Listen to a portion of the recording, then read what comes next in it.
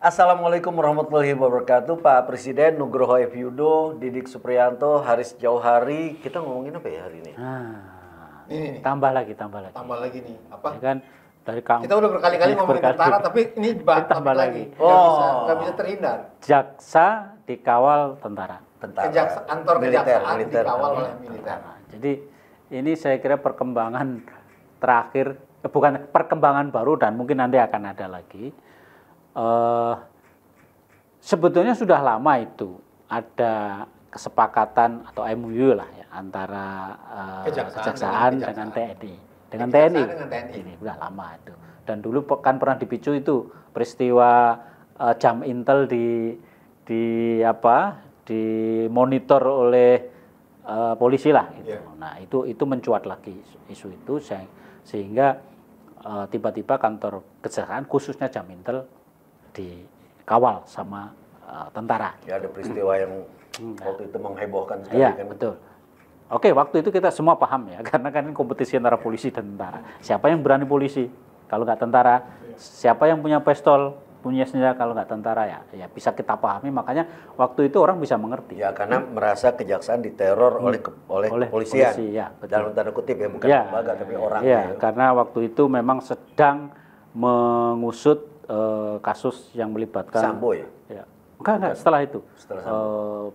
Jenderal polisi lah, jenderal polisi. Iya, gue ingat peristiwanya. Nah, tapi kemarin tiba-tiba ada instruksi dari TNI untuk mengamankan kantor-kantor kejaksaan di negeri dan tinggi. Di tinggi satu peleton kalau nggak salah ya, 10 orang minimal. Kemudian di kejaksaan negeri 30 orang. Jadi dan itu langsung bergerak masif dalam arti seluruh Indonesia dan sekarang ini kondisinya ya dijagain mereka gitu. Kita nggak tahu ada apa, ada di balik itu apakah ada peristiwa serupa dengan Intel apa enggak. Cuma yang sangat memprihatinkan itu kan apa ini tugas tentara, apa ini tugas militer, kan enggak gitu. Kalau misalnya kejaksaan merasa enggak aman, ya lapor polisi dong. Ini kan urusan polisi gitu. Apalagi kan mereka terlibat kerjasama. Satu penyidik, satu penyelidik. Jadi kenapa harus melibatkan tentara gitu?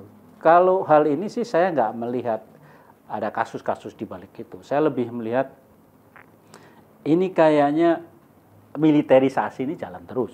Itu. Jadi setelah militerisasi apa namanya? Mengartikan rancangan undang-undang baru ini dengan hal yang betul ya. Jadi setelah undang-undang TNI disahkan, itu ada tafsiran-tafsiran baru dari kalangan militer terutama tentang peran militer yang harus lebih aktif di sektor sipil karena kan undang-undang itu menambah dari 15 dari 10 menjadi 15 dan tentara di level bawah tidak mau tahu itu dia ada kebagian juga gitu. Ya udah ada peluang itu masuk sehingga ya sibuk sekali jadi tentara sekarang ini ngurusi kampus, ngurusi jaksa, mungkin pertanian, bagi dapur umum dan lain-lain. Jadi nanti kalau tiba-tiba kita mengalami peristiwa seperti India dan Pakistan ada serbuan gitu, siapa? Jangan lah ya, amit-amit lah ya. Enggak, tapi faktanya di Laut Cina kita kan punya problem. Ada banyak problem bukan hanya itu. Seperti itu. Lah yang mencuri ikan, mencuri ini siapa gitu? Kan mereka orang luar semua. Kenapa nggak ngurusin itu? Mungkin orang bilang itu urusannya angkatan laut, ya enggak lah, itu urusan tentara, tahu kita kan katakanlah angkatan darat pasukannya banyak kan bisa aja dikerahkan ke sana kalau untuk kepentingan koordinasi kan bisa gitu seperti itu. Tentara itu kan urusannya pertahanan, keamanan dalam artian pertahanan. Karena larinya nanti ujungnya akan ke kedaulatan negara. Ini kan mengamankan kantor kejaksaan negeri atau kejaksaan tinggi itu nggak ada hubungan dengan keamanan dalam arti kedaulatan. Dia keamanan yang dibutuhkan oleh kedua kantor ini, tinggi dan negeri, itu keamanan dalam artian keamanan ketertiban, kamtip sebenarnya. bahwa waktu itu ada kasus dalam tanda petik antara polisi dengan jaksa, sehingga kejaksaan tidak mungkin kan minta tolong polisi untuk itu kan kasus gitu. Dan jangan lalu disamaratakan dengan MOU lalu berlaku di semua kejaksaan. Menurut saya itu nggak perlu. Saya setuju, gue setuju bahwa memang pengertian keamanan dalam artian penegakan hukum, bukan keamanan dalam kaitannya ke kedaulatan, itu memang juga kadang-kadang harus diperluas. Misalnya keamanan di laut itu kan harusnya keamanan sipil kan. Tapi kan laut kan juga wilayahnya berseberangan dengan 12 mil kan. Di luar 12 mil itu kan laut bebas. Nah, ini memang bersinggungan dengan kedaulatan. Kedaulatan itu artinya juga orang dari luar negeri tidak boleh nangkap ikan di tempat kita. Tidak boleh masuk sembarangan. Tidak boleh masuk sembarangan. Sehingga memang kalau tentara diberdayakan untuk itu, gue juga setuju. Itu perluasan arti dari keamanan dalam arti Kamtib itu diperluas. Betul. Larinya ke ekonomi memang itu. Tapi kalau ini enggak. Nanti gimana kalau tiba-tiba ada MOU mengamankan kantor kelurahan, kantor kecamatan? Ya pasti akan tambah terus itu. Tambah terus. Dan akhirnya ya apa yang dikhawatirkan orang terjadi.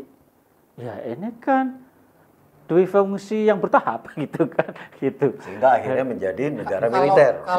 Kalau mau kembali seperti dulu perbantuan. Jadi kalau diminta oleh polisi, misalnya ada ancaman demo yang besar di Mahkamah Konstitusi misalnya. Karena kan biasanya konstitusi kan menyangkut undang-undang, diuji kan undang-undang. Jadi mendasar, jadi ada keamanan, lalu polisi minta bantuan tentara untuk itu bisa. Ya, atau inilah gerakan terorisme itu kan itu harus sering terjadi kan, karena tidak polisi punya densus tapi kapasitas densus yang terbatas, sementara aktivitas terorisme bergerak di mana-mana, itu bisa minta. Kayak si teroris-teroris yang ada di Sulawesi Tengah itu, yang nangkep kan pasukan tentara. Jadi bisa saja menurut lu nih, kalau di satu bagian itu bisa saja kejaksaan meminta bantuan tentara. Bisa aja kan? Bisa saja. Kalau misalkan diteror polisi. Teror polisi. Jadi lu kan tadi mengarahkan kalau memang ada persoalan, ya lapor polisi. Kalau yang soalnya adalah polisi, kan tempat lain. Nggak ada pilihan lain ya. Gitu. Akhirnya tentara kan. Ini satu soal dulu. Belum tentu bahwa memang kejaksaan ini masalahnya polisi, belum tentu. Belum tentu masalahnya polisi, belum tentu juga bukan polisi. Ya kan? Jadi bisa saja memang ini masalahnya polisi. Ya makanya jangan-jangan dibalik ini aja masalah yang sifatnya struktural dan masif antara kejaksaan dan polisi di seluruh Indonesia. Kan orang bisa menafsirkan seperti itu. Orang sudah menafsirkan itu karena kedekatan polisi dengan jaksa ini kan kandang mesra gitu ya. Pada kasus tertentu aja yang kelihatannya berseberangan kan. Gitu, di pengadilan kadang mesra sekali ya kan. Bisa nanti ada itu kantor polisi dijaga oleh tentara. Iya. Bisa jadi. Karena polisi yang bawah nggak percaya sama atasannya. Jadi kan kita melihat kan ada beberapa pernyataan Pak Presiden yang perlu kita garis bawahi yang mungkin ada hubungannya ke sini. Pemberantasan korupsi, penegakan hukum, dan lain-lain yang tercantum di asta-citanya. Gue seneng nih mengungkapkan ini supaya Pak Presiden juga tetap ingat. Ya kan sudah kita kasih perintah supaya lu apalin itu. Biar enak ngomongnya. Jadi kalau kita lihat sekarang, Didi ini tadi pagi kirim berita soal panen jagungnya. Iya, polisi panen jagung. Jadi kelihatan nih dua institusi ini sedang bersaing. Iya. Polisi tentara dipakai untuk masak, MBG segala macam, juga ke food estate dan segala macam.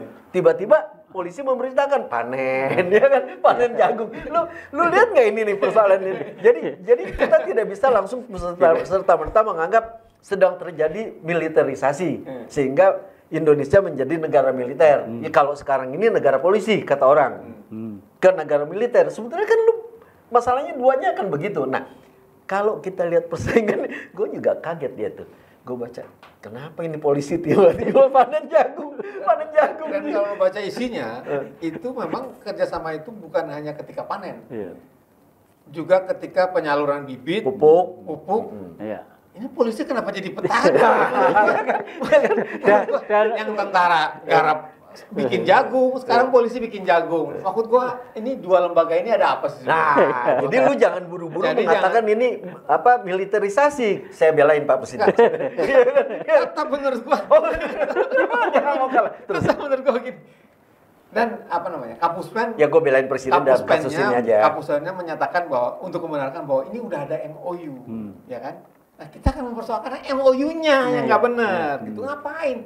Bikin MOU untuk mengerahkan tentara sebagai untuk menjaga kantor kejaksaan negeri dan kejaksaan tinggi. Pertanyaan kemudian. Dan itu kan menjaga dari apa? Kejaksaan tinggi itu jumlahnya 40 sekian. Ya, Kodam juga bertambah.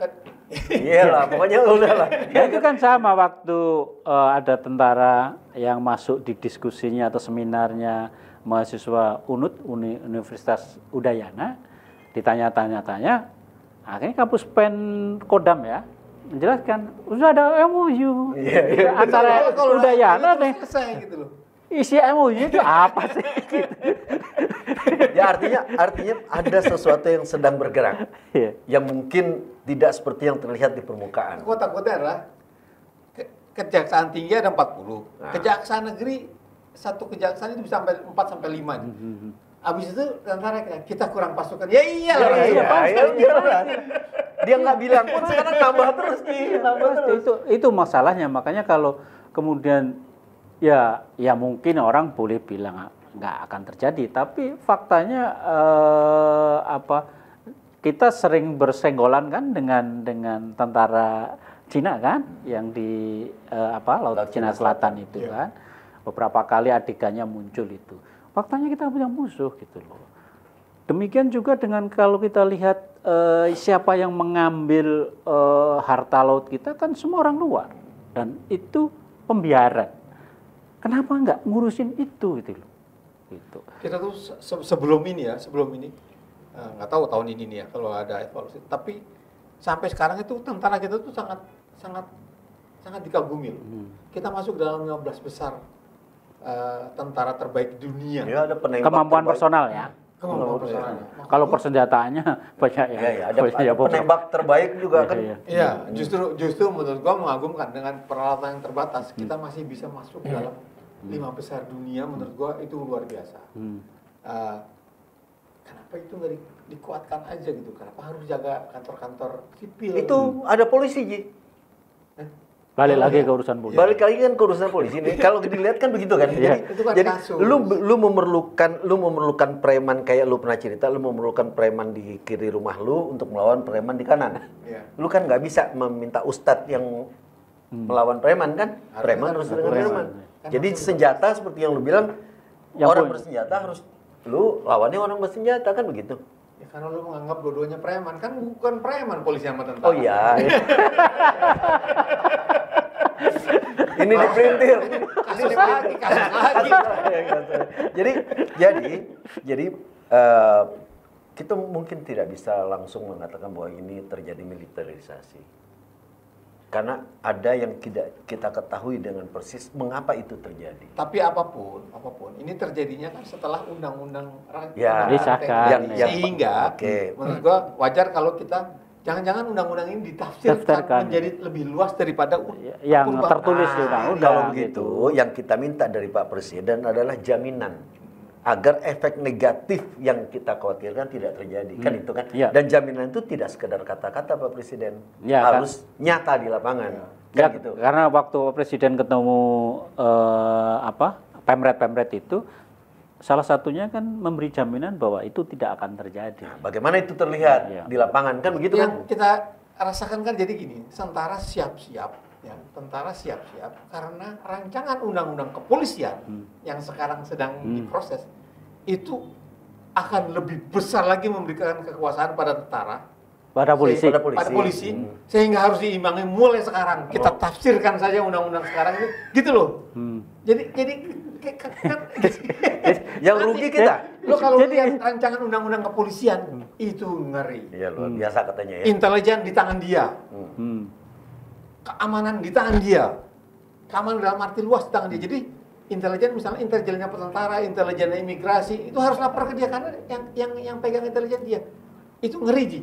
Rancangan undang-undang kepolisian itu rancangan undang-undang kejaksaan perubahan kejaksaan katanya juga mengerikan. Paling nggak menurut staf khususnya Kapolri ya, gitu. Karena kejaksaan begini begitu, dia akan melit penyidikan sehingga polisi ini kayak anak buahnya jaksa gitu. Mungkin juga karena faktor-faktor kayak gitu itu. Undang-undang itu menyebut penyidik, polisi adalah penyidik, bukan KPK lagi, bukan imigrasi. Padahal kita punya penyidik pegawai negeri mana-mana. Jadi kalau melihat begitu ini institusi. Jadi jangan-jangan ini siap-siap menjelang polisi saling tanpa pengaruh. Kita udah punya fakta. Jadi dalam kenyataan kita udah kemana-mana juga. Ya kalau dari sisi kalau dari sisi ilmu kekuasaan ya, ilmu penggunaan kekerasan, dari sisi jumlah dan lain-lain kan memang polisi lebih gede kan daripada angkatan darat kan. Jadi memang siapa yang mau memanfaatkan polisi kayaknya ya bisa pakai jalur-jalur seperti itu gitu. Sehingga ya Pak Presiden juga harus benar-benar tough untuk urusan kayak gini. Ya, karena dalam ini situasi banget. diperlukan seorang pemimpin yang tegas. Bahasa Inggrisnya tough. Biasanya dipakai strong. Pak Presiden, itu harapan kami. Semoga kami dapat perhatian yang memadai mengenai masalah ini, karena masalah ini meresahkan begitu banyak orang pada saat ini dan mengkhawatirkan bahwa negara kita akan menjadi negara militer. Meskipun saat ini orang menganggap bahwa negara kita adalah negara polisi, dan itu sudah dirasakan hal-hal yang tidak menyenangkan oleh banyak orang. Terima kasih. Wabillahi taufiq wal hidayah. Wassalamualaikum warahmatullahi wabarakatuh.